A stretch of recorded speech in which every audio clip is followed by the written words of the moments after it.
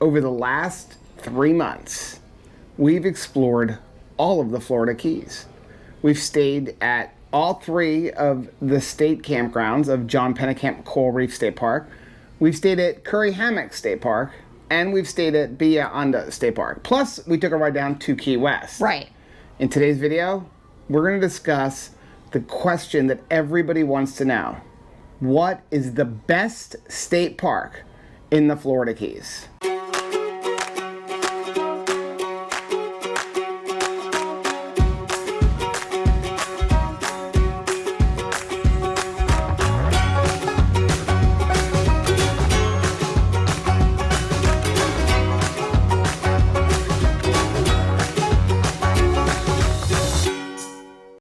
So here's the thing, all of the different state parks in the Keys, they're different. Yeah. They're very different, and you may think that this is going to be an easy decision, like which one is the best one, but it's really going to come down to what do you like to do and what kind of experience do you want. One of the things I'm going to say right off the bat, when we're going to start off with John Pennekamp Coral Reef State Park, is there's a lot more things locally, like the other Keys. There's not as many shops. It's much further to get to grocery stores. Key Largo, it's kind of the beginning of the Keys. And you have a lot of local areas. Like right now, we're about to go into, what is this? The Blonde Giraffe Key Lime Pie Factory. How fun is this for all the lovers? That's really cool. Little lock wall. And while we don't eat key lime pie because we're keto and it's got sugar in it, we are gonna bring home one for my friend Melissa, who is a huge key lime pie fan. So something that's great about John Pennekamp is all of the shopping and accessibility of stuff. So we've been to a fish market today, we went shopping for some clothes at Bass Pro Shops, and we were able to come here to a key lime pie factory. That's not something that's really available when you get further down into the Keys. Yeah, so when you go to Curry Hammock, I mean, there's a little bit of things down there in the Marathon area, but not nearly as much, and you have to drive a lot further. Now, when you go to Bahia Honda, nothing is close. You have to cross, the 7-mile bridge to get to some shopping. You have to go the other way. So if you need to go to a local grocery store, you're looking at 10 to 15 miles of driving. Whereas here in Key Largo, there's a lot of stuff very close. It's sunny here. It's Where's very my sunny. sunglasses? Probably back at the campsite. Do you need mine? No, we're good. So let's talk about the pros and the cons for John Pennekamp Coral Reef State Park. Well, I think a pro for us especially is proximity. I mean, the best camping place is the place that you're actually going to go to, and at under 2 hours to get us here, yes, I'm all in. Yeah, now keep in mind, we live in South Florida, we live in the Fort Lauderdale area, so it's only 2 hours, but no matter where you're coming from, one of the biggest problems with getting to the Keys is when you get to the Keys. You still got a long journey to go. So you're dealing with a 1-lane in each direction road, as I've talked about before, which means if there's any kind of accident or there's an emergency or there's looky-loos, like we were coming down and there were a bunch of people over in the water and literally traffic came to a halt so everybody can look at the people that were in the water. Yeah. So you never know what you're gonna hit. So this is in one of the first major Keys. We're in Key Largo.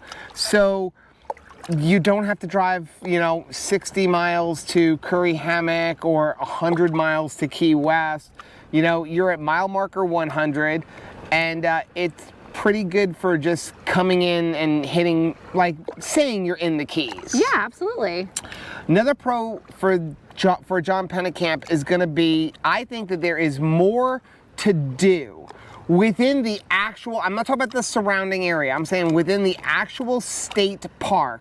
There is more to do here than at any of the other state parks down here in the Keys. Yeah, it's just such a big park that there's room for swimming, and there's room for kayaking and canoeing and paddleboarding, and there is the glass bottom boats. You could rent scuba gear. You can rent boats within the park. Now you go to the other places and there are places outside to rent the boats, but here you can rent them right within. You can go on snorkeling tours. You have a beach that you can go snorkeling. It's kind of like a private area. Great fishing. Although we're here during like kind of COVID times, they do have an aquarium, but it's currently closed right now. There's a really sweet gift shop. There are multiple beaches with showers. There are biking trails and hiking trails. So what's a downside for John Pennekamp? It's not quite like the regular Keys. So you're more like on the bay here. You're not on the ocean. So you're not on the Atlantic Ocean, you're not on the Pacific Ocean. You're like in the bay. So if you go kayaking, you're dealing with like mangroves, which is a really pretty thing. I mean, heck, we got to go kayaking or paddleboarding with a manatee.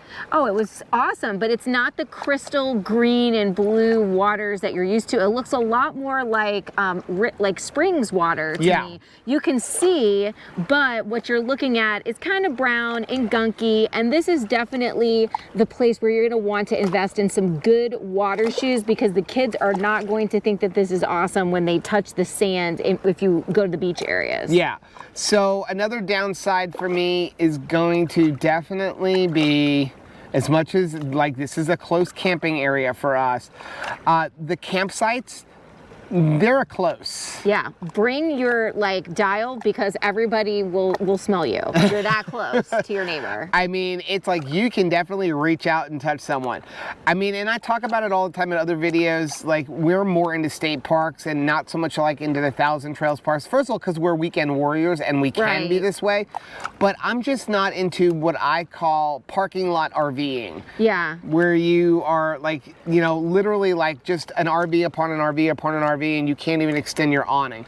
I mean, here you can extend your awning, but that's about it. Our awning is touching the rig next to us, and and the other guy's awning is pretty much touching us. So, I mean, you're not gonna stay in your camp spot that much here, you know, but it's a good thing you don't want to stay in your campsite that much, because there's no room for you to dwell there. Certainly not room for kids to, you know, put out all of their playthings in these camping spaces, and they're very narrow too, so I think it'd be kind of challenging for longer rigs. So, you know, when you compare this to the other two parks of Curry Hammock and Villa Honda, I'm definitely going to say John Pennecamp's got the worst RV spots. Yeah, but they do have full hookup. You and your full hookup. I love full hookup. It's just in my mind. I know it's fine. I know I can take plenty of long shower as I need to and wash the dishes like as much as I want, but I don't know. I just like having full hookup. It's a little rainy out. It is. So we had to move the comparison of all three to under the awning in our RV. So now that we've talked about John Pennekamp, let's move on to Curry Hammock State Park, which, I don't know, there's a lot of cool things about Curry Hammock. Curry Hammock makes me feel like a Kennedy, because it's like you own it, the beach yourself. Yeah, you know, well, there's also a special place in our heart for Curry Hammock, because it was the first one we went to, and it was also the first time I've ever been to the Keys. Like, living here in Florida for 26 years, I had never been to the Keys, and my very first experience of the Keys was staying at Curry Hammock State Park. I feel like you almost need to work yourself up to Curry Hammock State Park, because like it is so awesome and private, and you feel like you own an island. So let's talk about the pros. That's the first one. You definitely feel like you're on your own island. You're separated from everybody else. Even when people can come into the state park, the campgrounds are so far off to the side, and they have their own private entrance to the beach. Own beach. And yeah, it's pretty much like you have your own beach, because people who are coming to just the park themselves, they don't come over to your area. And it's got gorgeous Atlantic Ocean views. Well, and it's great for kids. That's one of those areas where they could ride their bikes. You're not so worried about so much public traffic.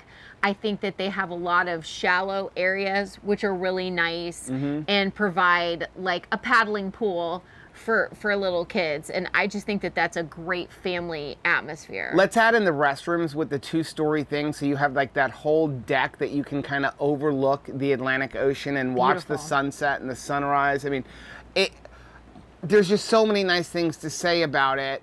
I mean, I just like the whole layout, the parking, the spaces are huge. I mean, heck, when we were there, I mean, there were other YouTubers there, and like Less Junk More Journey was there in their giant Solitude, right? The fact that they could fit that giant, like, what is it, 44-foot Solitude with their dually rig and still had room to put out the awning, still had room to set out all the kids' toys and everything, like, those are some big sites, especially for a state campground. I think anywhere that you can have a campsite and still have a kid space within your campsite where you can set out all their toys and stuff, I think that that's really super awesome, and it's rare. Yeah, and then you add in, like, when you pull in, all of the sites are at a slight angle, so it's really easy to park, whereas when you look at John Pennekamp, everything is perpendicular. You have to be really good at threading that needle and making those right angle turns, and you have that same kind of issue down at Bahia Honda where you just,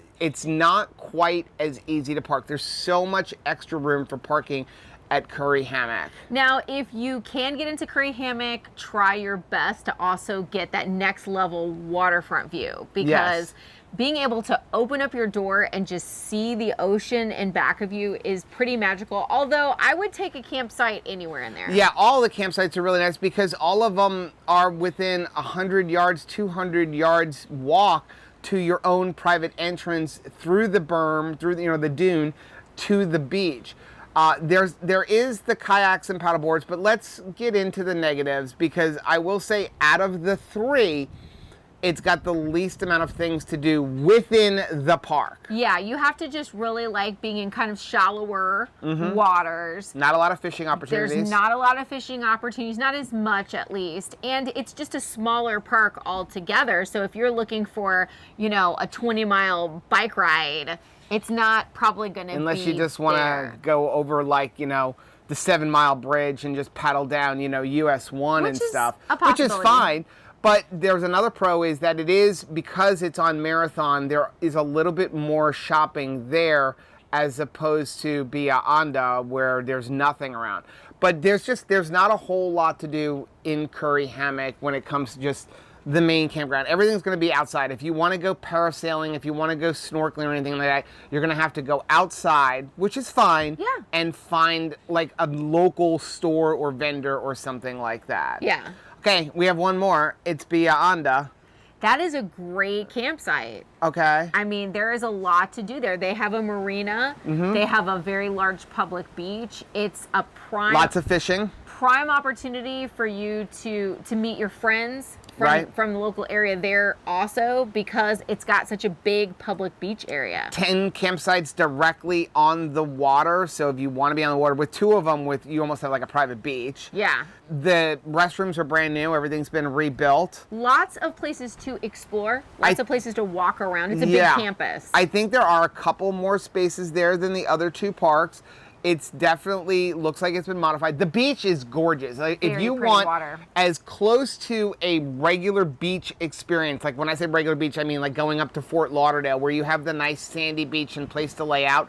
That's the closest out of the 3 parks that you're going to get. It's still not an ideal Hawaii beach, but it's a little bit better than a lot of the other ones. And well, because of that, it's going to be more busy than some of the other, you know, campgrounds, because you've got a lot of public traffic. So let's talk about, some of the cons at Bahia Honda, and the beach is definitely number 1. So your campground is nowhere near the beach. Yeah.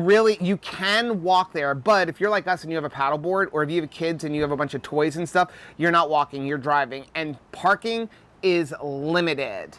Yeah, so you've got to like start out early, and also if you need to get out of the campground for the day because you need to run to the grocery store or something, you know, of that, like you need to do some shopping, you need to do that early, because you could be expecting like a 20, 30, 40. I had actually almost an hour wait to get through the line because there's only one entrance, and I made the mistake of going out around 9 o'clock in the morning, and it took forever to get back in. Yeah. Because people are also trying to launch their boats in there. So there's just a lot of that kind of stuff. Yeah. Now there's a lot more to do at Bahia Honda than there is at Curry Hammock. So you can go up to the old train bridge. There's hiking trails.